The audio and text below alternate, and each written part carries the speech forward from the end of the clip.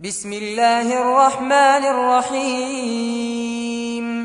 القارعة ما القارعة وما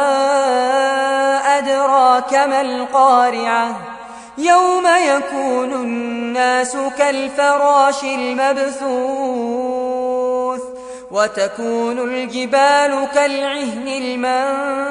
المنفوش فأما من ثقلت موازينه فهو في عيشة راضية وأما من خفت موازينه فأمه هاوية وما